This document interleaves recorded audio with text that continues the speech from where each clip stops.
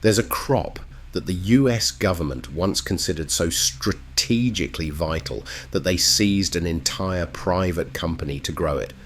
They recruited over 1,000 scientists. They planted it across California, Arizona, New Mexico, and Texas. And then, the moment the threat was over, they ordered every single plant destroyed, every field plowed under, every seed eliminated. This isn't a conspiracy theory. It's in the USDA's own records, and it may be one of the most consequential agricultural decisions this country ever made. The plant is called Guayule. You've almost certainly never heard of it, and that, it turns out, is exactly the point. To understand why the US government built and then deliberately erased an entire domestic rubber industry, you have to go back to December 7th, 1941. Because the attack on Pearl Harbor didn't just kill sailors and sink ships, it killed America's supply chain. Within 2 months of Pearl Harbor, Japan had seized the rubber plantations of Southeast Asia. Singapore fell in February 1942, and with it the United States lost access to over 95% of its natural rubber supply. Overnight. Rubber wasn't just for tires, it was in oxygen masks, in soldiers' boots, in aircraft components, in almost every piece of military equipment the country needed to fight a two-front global war, and America had virtually none of it left. Generals were telling Washington that if this wasn't solved, the war might not be winnable. That's how serious it was. The government had 3 options: stockpile what remained, build a synthetic rubber industry from scratch using petroleum, or find a plant that grew on American soil and could produce the real thing. They eventually tried all 3. But here's what's remarkable. One of those options had already been sitting in plain sight for over a decade, and the people in charge had been actively ignoring it the entire time. In 1930, a relatively unknown US Army major named Dwight Eisenhower was sent to California to inspect the operations of a company called the Intercontinental Rubber Company. They had been quietly growing a desert shrub in the Salinas Valley, a plant called Guayule, native to the Chihuahuan Desert of northern Mexico and southwestern Texas. It looks like sagebrush, totally unremarkable, but inside its stems and roots, it produces real, natural rubber, not synthetic, not petroleum-based, the actual molecule identical to what comes out of a rubber tree. Eisenhower came back from that trip and wrote a detailed report for the Army. He warned that if the US ever lost access to Southeast Asian rubber, shortage would rapidly become acute. He proposed that the government immediately subsidize 400,000 acres of Guayule cultivation across the American Southwest. That single program, if started in 1935, would have produced enough rubber to make roughly a third of all wartime synthetic production completely unnecessary. His report was filed away and forgotten. The Depression hit. Rubber prices collapsed. Nobody wanted to spend money on a desert shrub when Malayan plantations were cheap, and Eisenhower moved on to other assignments. Then 12 years later, to the month, everything he predicted came true. After Singapore fell, Congress passed the Emergency Rubber Act on March the 5th, 1942. The government seized all assets of the Intercontinental Rubber Company. They appropriated $45 million. They authorized up to 500,000 acres of Guayule planting, and they assembled what historians have since called the Manhattan Project of the plant sciences. Over 1,000 agricultural chemists, geneticists, plant physiologists and engineers, all converging on Salinas, California to do in 2 or 3 years what Eisenhower said they should have started doing 7 years earlier. But stay with me here, because the story is about to get a lot more interesting and a lot darker.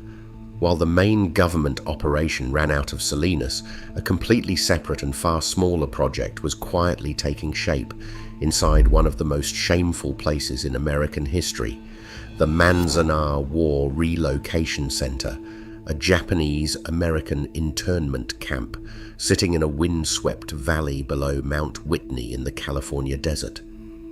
A Caltech professor named Robert Emerson, a Quaker, a pacifist, a man who called the internment policy an organized effort to reduce the Japanese to slavery, believed that the scientists and researchers being held behind barbed wire were being wasted.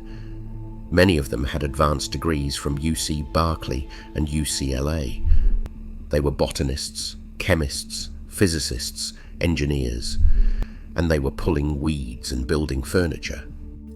Emerson walked into Manzanar with Guayule cuttings stuffed in a burlap sack and asked if anyone wanted to make rubber. He recruited a team of incarcerated researchers, a nuclear physicist named Shinpei Nishimura, a cytologist named Masuo Kodani, a mechanical engineer named Homer Kimura, and several others, and they built a rubber research program on 5 acres of internment camp ground, with almost no funding and equipment salvaged from broken washing machines and junked cars. The Salinas project had $37 million in government funding and professionally built labs. The Manzanar team had roughly $100. By mid-1943, Emerson was literally biking to work to conserve his gas ration coupons. His colleague, Anderson, was driving from Salinas to Manzanar to help, burning through his own war ration fuel allowance just to keep the project alive. And yet what they produced was extraordinary. The team discovered that soaking guayule seeds in ordinary household bleach cut germination time from 6 months down to 2 weeks. Homer Kimura rebuilt the rubber mill from salvaged car parts. Masuo Kodani studied the plant's chromosome structure to identify which cells would produce the highest rubber yields. Nishimura developed a chemical process to strip unwanted resins from the latex and increase purity. When they finally processed their harvest, the rubber had a tensile strength of 5,150 pounds per square inch. The well-funded Salinas project produced rubber at 3,700. Standard heavier tree rubber, the global benchmark, measured 4,400. The team with no money, working inside an internment camp with improvised equipment, made the strongest rubber of anyone in the entire program, and it cost $100.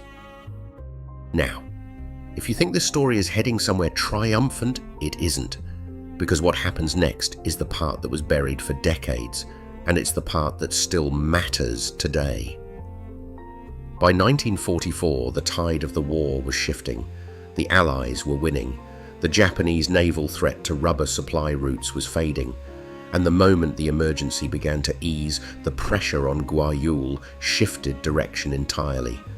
Rubber exporters in British Malaya and the Dutch East Indies had been watching this American domestic program with serious concern. A successful Guayule industry would undercut their entire post-war market. And domestically, the companies whose futures were tied to the synthetic rubber industry the government had spent $700 million building had no interest in a competing natural alternative. That industry ran on petroleum. It had powerful friends in Washington. In 1945, the order came down. President Truman directed that the Guayule crops be destroyed, officially justified, on the grounds that a domestic rubber industry would conflict with Allied rubber export economies.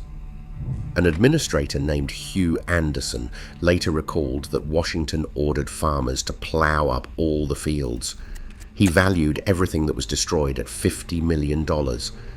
When Anderson managed to buy the last surviving 1,150 acres of ERP Guayule near Banning, California, paying his own money, trying to keep the program alive, the government offered him $3,500 to destroy that too. $3,500. to eliminate the last viable stand of a crop that had cost tens of millions of dollars to develop and could have permanently solved America's rubber dependency. The results from the main Salinas project were classified. Equipment was scrapped and auctioned, and the seed stock, decades of careful breeding work, the accumulated genetic library of a crop that had just proven itself superior to the global standard, was effectively eliminated. When researchers tried to revive Guayule cultivation 50 years later, they discovered something that tells you everything about the scale of that destruction. Every seed the USDA had available could be traced back to just 5 individual plants from the entire wartime program. 5 plants. Out of tens of thousands of acres, 1,000 scientists, and years of research, 5 plants survived. The Manzanar results existed only because that project had been independent of the government, Caltech-sponsored, not so USDA-controlled. Those 3 published papers from 1944 are still considered the foundational scientific literature on Guayule biology. Everything we know about this plant we largely owe to scientists who weren't even free citizens when they figured it out. For 30 years after the war, Guayule was essentially a footnote. Then the 1970s oil crisis hit. Synthetic rubber got expensive, and Congress passed the Native Latex Act in 1978 to fund new research. Interest spiked briefly, then faded again when oil prices stabilized. Then the AIDS epidemic created an enormous global demand for latex gloves, and a disturbing pattern emerged. Healthcare workers were dying, 16 of them, from anaphylactic shock. The culprit was a protein found in heavier rubber, the only kind anyone had in commercial supply. Guayule latex contains none of those proteins.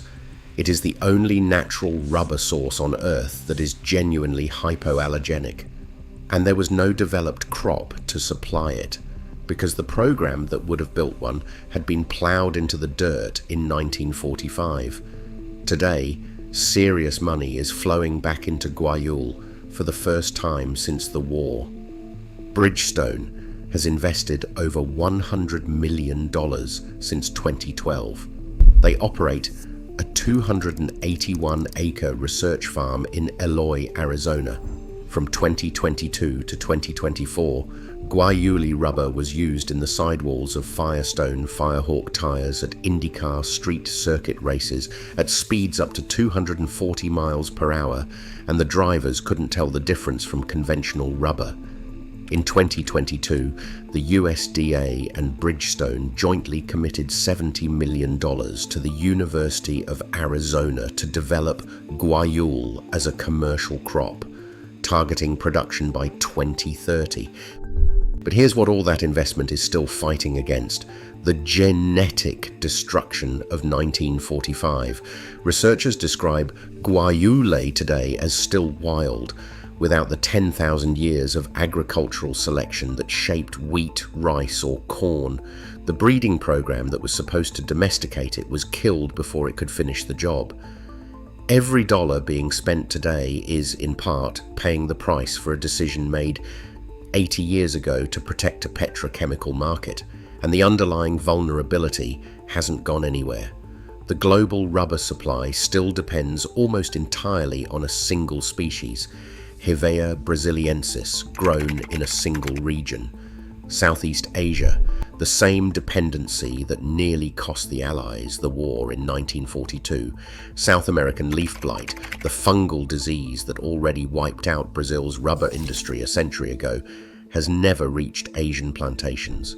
Scientists say it's not a question of whether it will, it's when. When it does, there will be no stockpile, no alternative crop ready to scale, no domestic industry waiting in the wings. Eisenhower saw this in 1930 and was ignored. The Manzanar scientists proved the solution worked in 1944 on 5 acres and $100. And in 1945, someone decided that protecting a post-war export market was worth more than a permanent domestic rubber supply, and ordered every seed destroyed. Guayule is still out there, still growing wild in the Arizona and Texas desert, exactly where it always grew. The question isn't whether we have the plant. We do. The question is whether we've actually learned anything from the last time we needed it and ran out. If you found this story as fascinating as I did, hit subscribe. There are plenty more buried histories just like this one waiting to be told.